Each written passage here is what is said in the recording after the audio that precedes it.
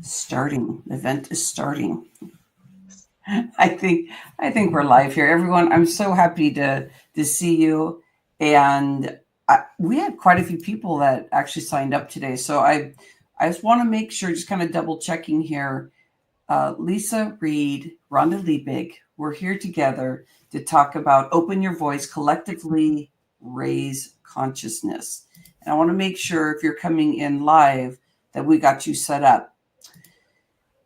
When I started thinking about this bigger picture, as a person that runs a show that's called Fresh Talks Global Vision, I got a little shy and I was like, well, what does this mean? Are people just going to come in and do these fresh talks? And what kind of purpose is this? And I started noticing that I was talking about something that I was going through. I wanted to open people's voices. I wanted to be seen and heard.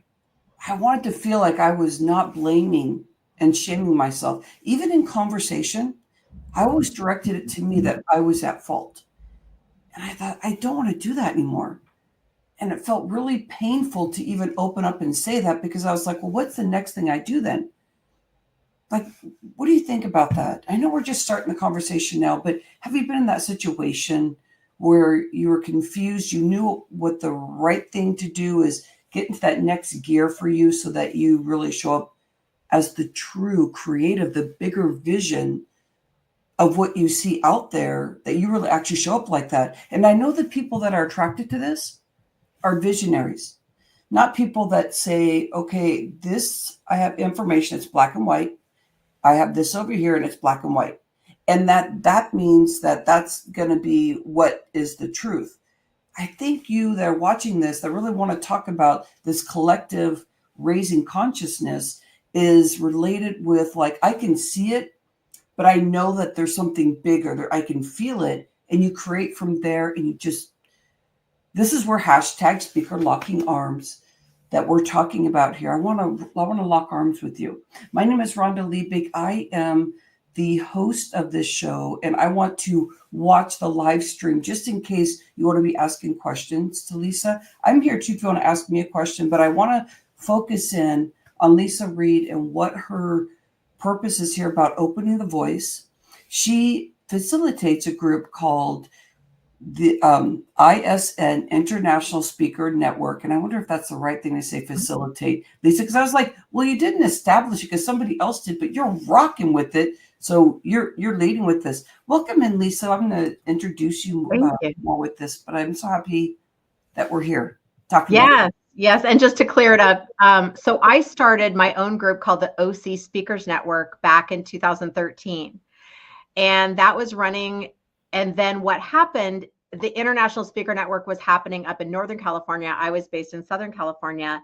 And then when Katrina decided to step down from running ISN, I merged the two together, because by then we were virtual, we weren't in person. So the OC part didn't really fit anymore, OC standing for Orange County. So even though I'm not the founder of ISN, I am the founder of OC Speakers Network and the CEO now of the whole thing. So and we already have Annie. We already have Annie Del Rey here. Man, I love that woman. Annie, you are incredible. Yeah, she is part of the International Speaker Network, and she's like, oh, hey, love you both, and proud to be a member of ISN. I am too. I'm very, very proud. So welcome in everybody that's watching this live. Leisa, I got to tell you, the more I get to know you, the more I really appreciate you. I hear your vibe in that you are looking at speakers and how to support people so they get out there in a bigger way. And I'd love for you to kind of explain what you do and what you're feeling this base of the ISN is, but then also, what does it really mean, actually, in the Leisa Reid mind? Yeah, so many, I have so many answers to that question. So I purposely am in a situation where I get speaking gigs now, and that is created because I know so many entrepreneurs who really, really want to share their voice, but they get a little stuck on what should I share, who should I share it with, and how do I share? Like, how do I actually get on the stage? how do I figure out who I should be speaking to? And then how do I deliver the message? And when we don't have clarity, we often then don't share our voice. So I'm like, okay, let me help you, kind of lock arms with you, hashtag speaker locking arms. Like, let me assist you through that journey so that you're clear and confident for the rest of your days. Because I think when we're cloudy and confused, we move slower and we can't affect as many people as we want to. Because I really love helping people who have a heart, who have a purpose, who want impact. And so the more clear the people I help can be, then the more clear they can be when they're out there and helping other people. And then here we are back to raising the consciousness of everybody. That is my plan. I love how you are throwing in the hashtag speaker locking arms thing, because it's one of those things I really love to play with. I can feel the vibe in there. When did you start realizing you had this voice that you want to get out there and be a speaker? I have a question along with it, but that's kind of the first where I want to start. Well, I will say I've always had the penchant for speaking, not necessarily speaking for attention or to be the spotlight, but I love teaching. So I actually say I'm a teacher disguised as a speaker.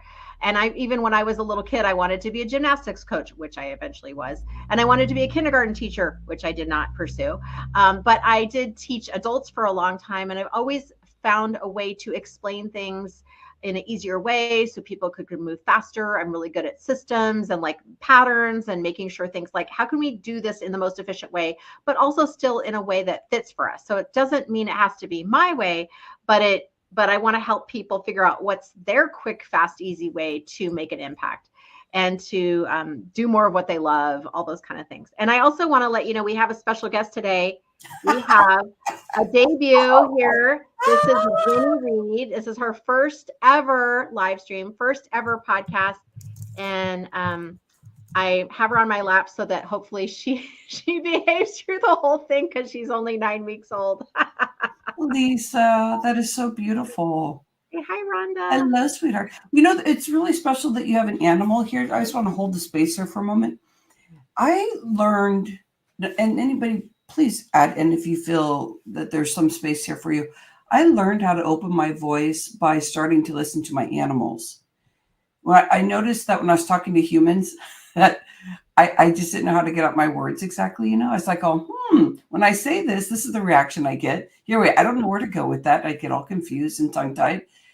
But animals have a special vibe. They know how to help you relax. They're really there to serve in a way of just their deep spiritual space. And so when you bring your doggy in and your experience with just recently getting your little cute little doggy, the experience that you had with not even realizing that you were going to get a dog. Did you just recently have a doggy pass? Yeah, we did. We had a doggy pass, and I started looking for another Shih Tzu because it's been over 25 years since I've had a petless home. So I was a little concerned about that. But I have to say that week that we didn't have any pets in the house was easier than I thought it would be. But there were other arrangements in store for us, and we found this gorgeous, sweet little puppy. We rescued her on Friday. Unexpectedly, I wasn't expecting to have a puppy, and I was going to rescue a dog that was a little older. But here we are, and she's adorable, and we're all madly in love. And I'm just navigating puppy mom time. Not a sidetrack, but it was very, very lovely. Yeah. Thank you. So we know if there's a little puppy whimpering, that the puppy's getting adjusted. So with your knowing that you were a teacher, and when did you feel that your voice actually meant something? And I want to say something before you answer that. What I'm noticing in your posts and social media is that you talk about your mom and your dad. It sounds like you had a special bringing up from what we normally see. I feel like you were seen and heard when you were younger, but I could be so wrong. So yeah, you're definitely correct. Yeah, you're definitely correct in that. And both my parents are amazing. I had a special relationship with my dad growing up, and he was really good about that. They were divorced. And so I was close with both of them, but just different relationships. But he always kind of treated me like a human instead of a kid. And yeah, we had a really close relationship, even, from my young days, and deep conversations. He would teach me he was a hypnotist. He would teach me how to hypnotize myself. Even in high school, I went through his past life regression courses, and we would have conversations about neuro-linguistic programming and consciousness and all these kind of things, and trance and auras, which, I mean, not everybody certainly grew up with that. I love it because I feel like there's so much meaning to that. Thank you. But my dad was also an athlete, and he was really funny and very intelligent and very wise. And so there was all these pieces of him. So even though we would talk about those heavy things or maybe serious things, there was always a lightness around him, and also a determination. So those are a couple things that I pick up. And so I think for me, it's like, he would say, follow your heart, do what makes your heart sing. And so I've always had that as my guiding light throughout my life. No matter what I did, I was like, well, as long as I'm having fun, I'll stay. And then also creating that impact of like, we're all connected. He would study deeply quantum physics. So it was like this, we would talk about, that we're all connected energetically. And this is stuff I would, raised on. So to me, when I can support someone sharing their message that's going to do good in the world, sharing their gift, someone who can say like, I can help serve this problem or help these people with this thing. To me, that's a way that we can raise our consciousness, because we can all support somebody. But if we keep it hidden, then that's not really going to work so well. Well, do you notice that a lot of people that are with you, that are learning about speaking and alignment, that they are dealing with that their voice is hidden? So yeah, everyone has their own little version of that. Me too. Sometimes I call it speaker's kryptonite, where it's like, it's a little thought, a little thing that can saying, belief, habit that can just stop us. And as we grow and step out of our, comfort zone, of course, that voice is going to come back again or get a little louder. Yeah. And I'm a big fan of like, let's look under the bed and look the monster in the face, and then just go, okay, I see you. You're just a stuffed animal. Let's keep moving. No, yeah. I mean, if you face the fear, then that little thing under the bed doesn't look as big, but the big thing under the bed doesn't look as big. You start realizing that you have a lot of power with the voice. Yeah. So when you started using your voice for speaking, how did that start? When did that start connecting that you could actually create a movement? You could start talking about these things, about really being conscientious out there, about raising the vibe, about, coming together as a community, because you're great at bringing community together too. Yeah, I think it was something that came so easy to me. I didn't realize it was such a special gift until maybe a few years ago. I mean, well into having the Speakers Network. And now I realize, like, if, let's say, I was dropped into a brand new city, brand new town, and there was no internet, like just like olden days or whatever. And it's like, okay, you have to start completely over. What would you do? And I'm like, well, I'd find the connectors in the city, like who in this village, this town that I'm in. And I would find out, I'd get a pulse, like, what do people need? Like, what's the missing link? What could be helpful? And then I would create a community around it. So I'm like, I know that is definitely one of my gifts, and it's something I enjoy. Not everyone enjoys it, but it is definitely something I enjoy.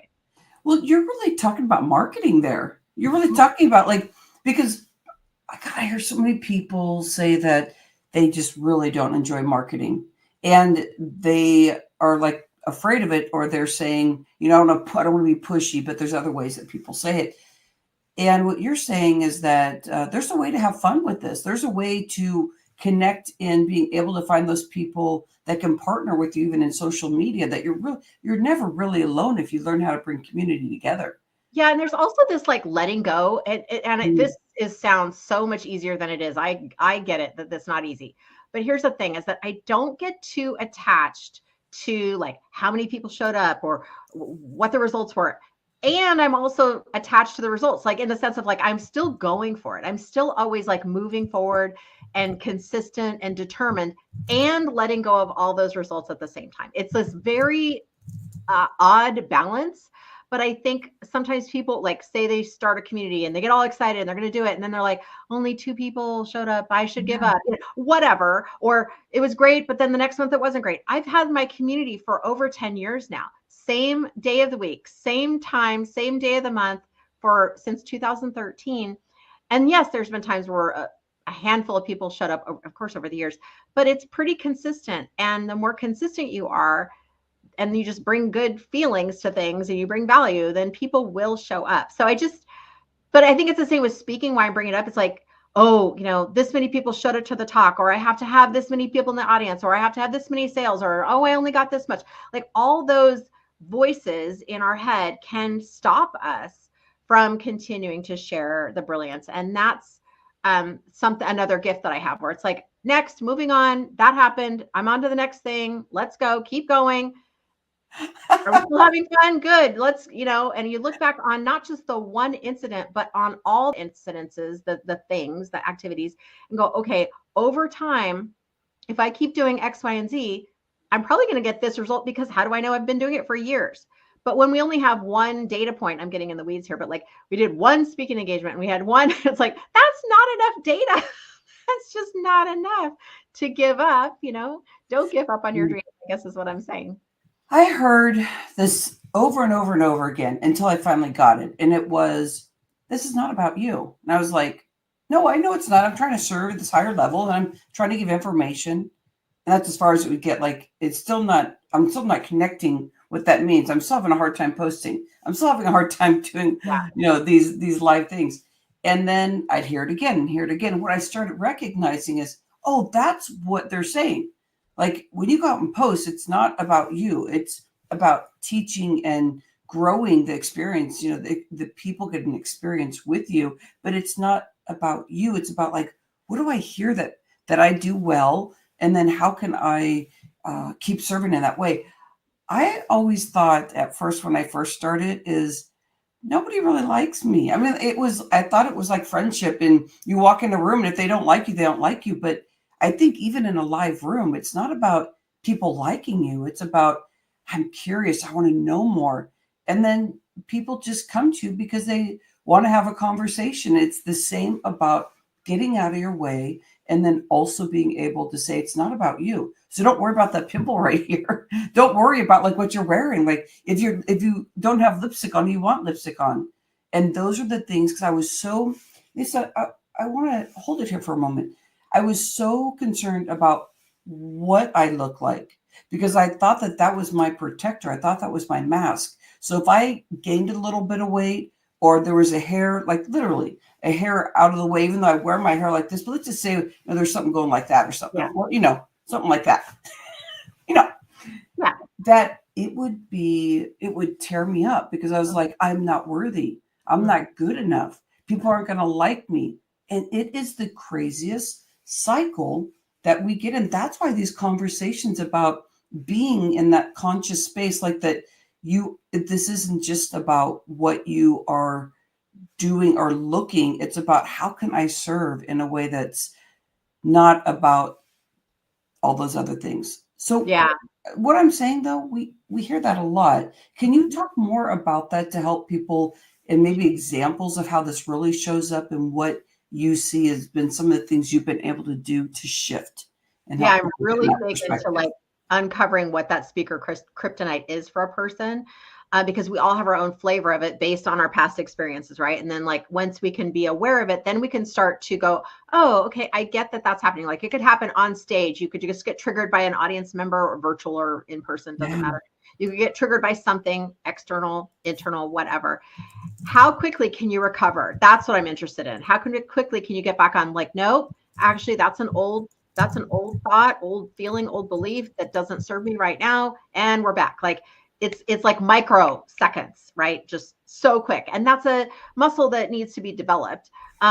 Guess what helps develop it? Doing it over and over again, like speaking, putting yourself, if we're just talking about speaking, like putting yourself in those situations. My first year speaking, I spoke over 80 times. So I started getting really, really clear who triggers me, why, how quickly can I recognize it, let it go, move on, get back on track. Like who's going to be, you want to have the most influence in the room, right? So if there's someone else that's triggering you or something else that's triggering you and taking you off path, then they own the influence of the room. So it's about like, and I don't mean influence like you have to control everyone, but like as if you are the captain of the ship. And are you just going to hand the wheel over to someone else? No, you got to own that and get people to that safe harbor. That's how I think of it. Oftentimes I'll refer to being as a speaker, being a tour guide. Like they signed up to go kiss the dolphins. You got to better make sure that they are going to go kiss those dolphins and not go on some other crazy tour or scary tour or confusing tour. They're like, take them on the tour that they signed up for and make sure they arrive safely.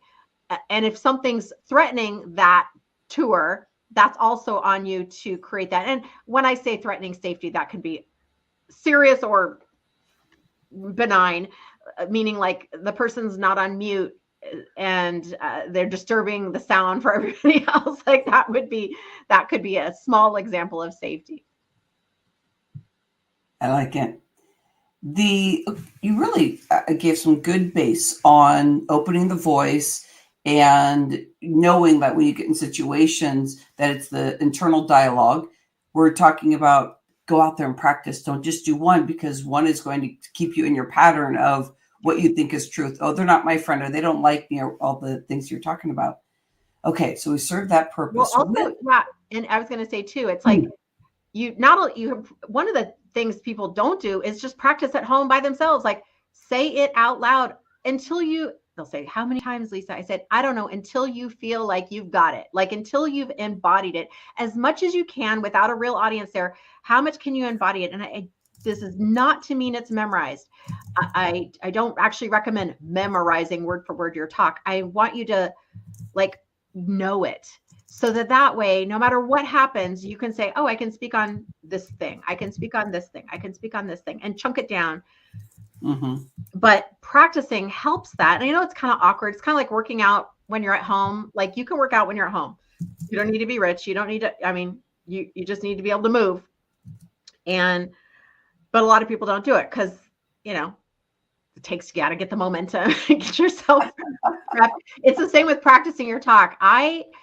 When I create a new talk, I practice it until like it clicks. I'm like, okay, and I'm there. Like I got it now. And I even did that the other day. I gave a 5-minute talk, and I don't usually speak for that short a time. So I thought I better practice, make sure I've got it. So I did it a bunch of times until I felt like, okay, I'm good. Yeah. Now I can go make it about them, and it's not about me, right? Yeah. I'm not worried now about what I'm saying or how I'm saying it or having any anxiety about that. It's now just, I am here to serve. And that helps that too. I love it. Okay. So we built the base here. So everybody here, I bet we're all speakers. We have 5 people watching right now, which is awesome. Welcome in. And I'm here. You just ask me anything, I'll add it in. So what does this thing this space that we're holding here about collectively raising the consciousness? So we're taking another level. You're out there, you're speaking, you're doing your thing, or that there's a vibe. This is a reason why you're here, to make a transformation, help people move forward. What does that mean for you, collectively raising consciousness?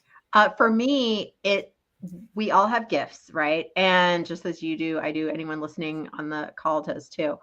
And when you're able to give that gift to the world, to someone, to humanity, I believe that raises our collective consciousness. Like if we believe we're all connected, right? The more that we're in tune with our gifts that we're naturally given, and we can hone those gifts, I believe that's why we're here and why we're all different, right? Yeah. And it takes all of us to do that. So the more people that I can get on the bus, and for some, speaking is that gift. Like however you are going to deliver your gift, maybe speaking is part of it because it helps you reach more people or inspire people, or I don't know, make a difference in some way. If that's something that like speaks to you literally and figuratively, then that's who I'm here to shepherd through. And I don't think of it as like you have to do it exactly how I do it. It's more like I want to help someone find out how it works best for them. then they can go and do that for the rest of their life and shift and change and evolve as needed. And then they are going to be, for their rest of their life, helping to raise the consciousness. So it's like that. I used to say ripple effect, but a friend of mine wrote this really cool book that I was reading, Reclaim the Moment by Greg Bennick. And he talks about the reverberation effect. And I'm like, oh, I like that. Because it's like not just a ripple that then fades out, but reverberation, meaning like you take it and then it kind of changes you. And then you make another move or you create something else. And to me, I really liked that phrase. Yeah, I never feel like we're starting over. I hear quite a few people say, oh, scratch that, we're going to start over. But when you really look at it, it's like everything you've ever done in your life, it just keeps flowing. And as you think of it that way, then you can build on the momentum of, like you were in this talk that I was doing just the other day, and I was talking about like when I was 5 years old. And like, well, what does that have to do with being 56 and doing that, But you really never are like starting over. And so getting to know what you're doing as like using your special gift. I know that I didn't know what my special gifts were. I knew that I wanted to talk and be able to motivate people. And I felt it very exciting to watch people take notes. I go, here, what I'm saying is important. Okay. And that was the beginning of that. But I didn't know other gifts of what would help me move forward than just thinking of myself as a speaker. Because I know that, if we say we're just a speaker, then you're thinking small relative to the financially what you can make, to the shifts that you can make. So you're really good at leading. When things don't work out, this big smile comes over your face. You get giddy, or you'll do a misstep for a moment, and then it's like we're off again. So it's wonderful to be in your group with the ISN group. And it's about really letting it go. Like what you said, how fast can you change that? I found out what my special gift was. Somebody told me and I didn't know. And it was, Rhonda, you're saying that. And I'm like, well, because it's so easy. And so I find that when we say, well, something's so easy, why don't you understand that? Like in your head, like you're trying to be frustrated with somebody, you realize, oh, no, that's my special gift. Yeah. Mine is, I learned about being able to see and hear people. And I thought, well, I'm here. I want to be present with you. And that meant something special to me. And I was like, okay, that means something to me. So when you're thinking about bringing your gifts out, what are some of the layers that you think that really help people understand what their special gifts is, that they carry, that they may not even recognize? Because I find it's more about them being frustrated and going, this is easy. But what do you see? I think there's a click that happens or a goosebump moment when you really get permission to just do what you really want to do. And for example, I have a client that just started working with me, and she has been wanting to speak for her whole life, but just didn't feel like she had the permission to, or, as a child felt shut down. And we get different messages. Everyone has a different, experience in that. And this isn't to blame anyone, but that was the reality that she created as a child. And that was, part of her truth. Right. Yeah. And now she's ready to claim that part of herself, that dream that has always been there, but just didn't feel like she could do it. So sometimes it's just having someone, which I love your speaker locking arms, having someone go, it's okay. You can do what you want. You can have what you want. You can create what you want. Let's start figuring out what you want and let's create it. That alone is so freeing, to just have someone say, yeah, what you're doing is good. That's another one. I'll hear people say, well, I don't know, is this a good idea? Like, would anyone want to hear this? That's another speaker kryptonite. I'm like, well, let's hash it out. Let's figure it out. Tell me more. I don't know. And then we go through like a get your talk ready to rock session. And all of a sudden we get this like goosebump moment. And that phrase, that thing, that brilliance comes out because it's been allowed to come out in like fertile soil. Like, oh, now the plant's in fertile soil and now it's going to start growing. Okay, now we're talking. And they feel right about it. And there's something undeniable about that feeling when we're like, this is what I've been meaning to say. This is what I've always thought. And I just was too scared. I didn't know how to put it into words. That's what I'm talking about. When we get the courage to say what we really want and what we really feel, and And that it's for the higher good, of course, you know, that. Oh, yeah. I mean, oh, yeah. Well, you kind of come from the heart. You know, I feel like it's a privilege whenever you get to talk. Oh, wow, this is a privilege. Like people are going to be there and you get to have that experience. And everybody's like, you know, if you're thinking about yourself, but if you're really sharing your gift, your gift that I really appreciate is your love. Like the way you talk, the way that you care. When I was with you in your ISN group this last week, I was laughing the whole time. I just felt so light. I'm like, here, wait, before Leisa came in, did she do some meditation? Because this is like off the charts funny. And it wasn't funny like you're doing slapstick, but I did see that video that you did. Yeah. It was like but I mean, you have it in you. And it was wonderful learning more about your dad. But so there's fun, comedy, love, all these things. So with all those superpowers that you have, you know, I'm about like hashtag speaker locking arms, stop the blaming and shaming.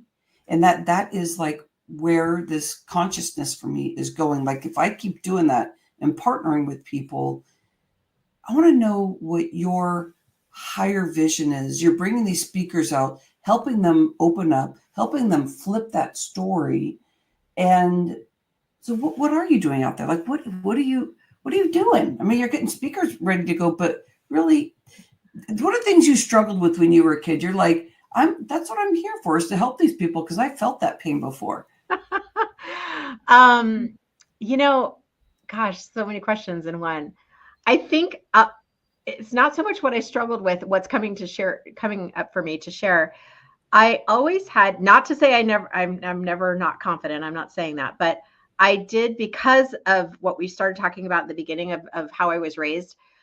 I always had parents who just absolutely adored me and loved me and nurtured that part of me. Like I know that not everybody had that experience.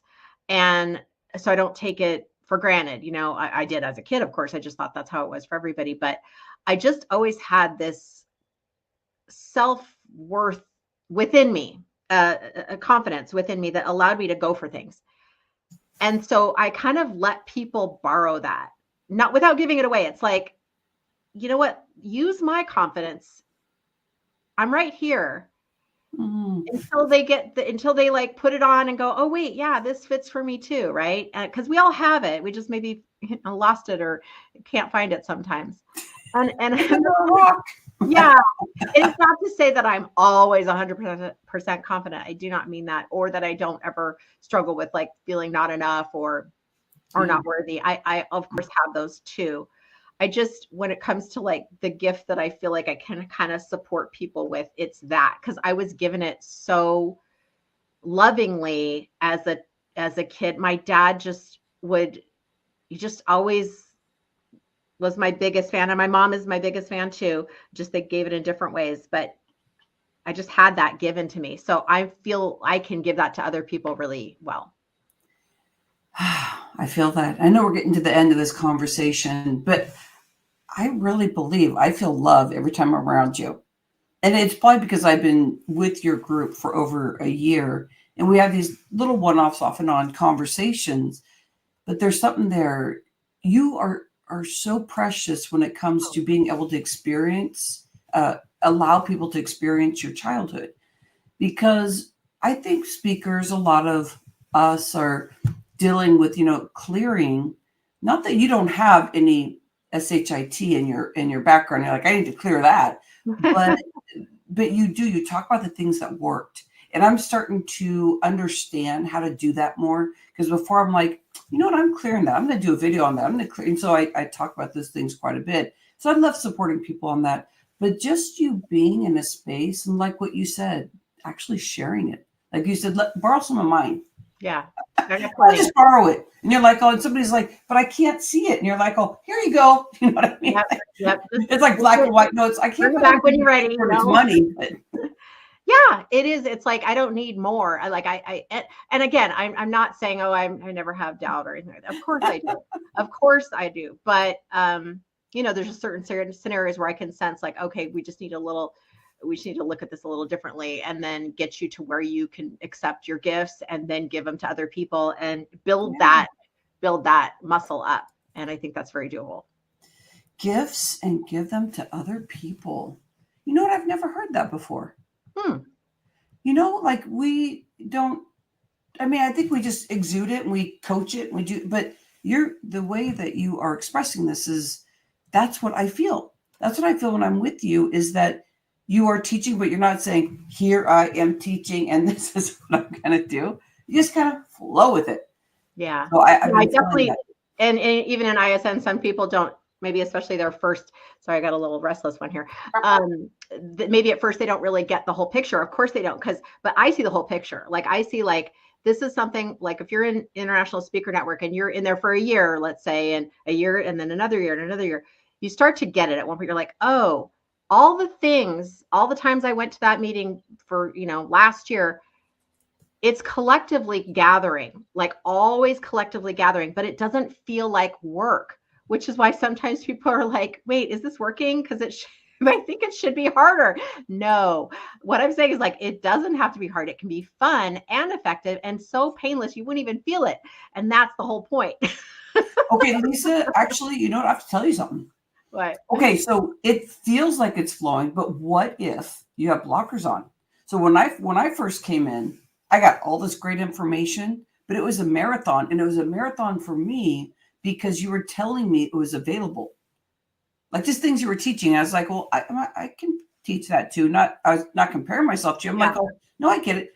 But you exude, this is all right there available for you. It's obvious. No, it's right. I'm just going to give you this. Now go in the room and go talk, because you know what I mean? And so I was overwhelmed. Yeah. But in a good way, like I knew I was supposed to be there. But you know what? I would say I would try and get into meditation or some kind of like a 15-minute nap, but because it literally was a marathon of me believing in myself. Yeah. Because you were just, it's so easy. I'm like, yeah, okay, hold on, it is. Hold on, I had this wall. Wait, it's hard. No, it's hard. No, it's easy. It was like letting go of like so that is something that they get with the International Speakers Group, is being with you. And you have a whole process there of how people can get in. And let's see. But today, okay, so if you want to get to know more about the ISN group, we could probably put that link, because this link may be different. This link is a little different. Yes, they could go to ispeakernetwork.com and find out more about it. That's no problem. This is if you're listening and you're like, I would love to have more speaker tips. I think I could do this. I'm interested. I want to be in her world. There's 5 top tips to get more speaking gigs for you. It's free. And that's at getspeakinggigsnow.com/tips. So getspeakinggigsnow.com/tips. And I put it in the comments too. In the comments. And then that will give you some more information about the International Speaker Network. Eventually, I think you'll get some information about that too. Yeah, because that helps, because they get to opt in and actually get to know you more, when they do that. Oh, easy. I love it. Okay. Another easy thing. It's just so easy. So easy. And that is called a sales funnel. A funnel meaning people get to go on a journey with you, and people make it so hard and they go, how do you do it? And you go, oh no, it's just so easy. You just share, and you share yourself, and that's all you do. I love this. I love that you're making things easy, because in truth, it really is. It's the stuff of that, let's take the control out of things and flow with it and allow yourself, like just borrow the positive energy from Leisa. And she's not going to take it all. She's not going to give it all away. I mean, she already has a strategy on how she gets to keep her own energy too, not just give it all to you. Leisa, thank you so much for being here and sharing the loveliness of you. Absolutely. Thank you. So do you think we did a good job with opening your voice, collectively raising consciousness? I think we're talking about easy here, right? Easy peasy. Easy button. Look, Winnie, easy. Let's hit the easy button. First podcast. Good job, Winnie. You were quiet the whole time. I know, because see, Winnie should be by your side when you're speaking every time. This is your speaking dog. Yeah, my speaking dog. My beautiful stuff is, if I'm in the water, like in my pool, and somebody says something to me, I will flow. And so maybe I just need to put my finger in in water. It's different when you're at a party, and you're like, put their finger in the water. I just start teaching everyone who's speaking, just hold a puppy. Just Is hold a that puppy who's going to lick your face, and then you can be fine. Oh, Annie says, awesome talk. Thank you.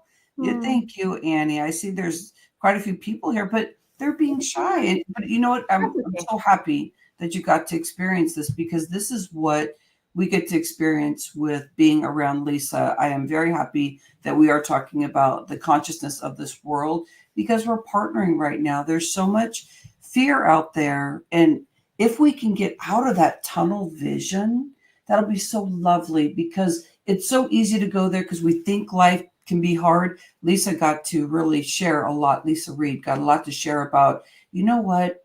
The things that are easy, that really is what it is. If it's hard, I want to say you're out of misalignment. And if you think that working is hard, Leisa Reid brought that up again about when people are with her at the ISN, they're like, here, wait, this is really easy. No, I've been trying to figure this out for a while. And you're like, oh no, just do these few steps, just get going. And so we get lots of information for a really quick period of time. It's like an hour and a half that you. It's like a 2-hour meeting, yeah. Yeah, 2 hour, an awesome 2-hour meeting. So you're going to learn about that. I just keep talking about it because Annie Del Rey is here, and she's super mama too.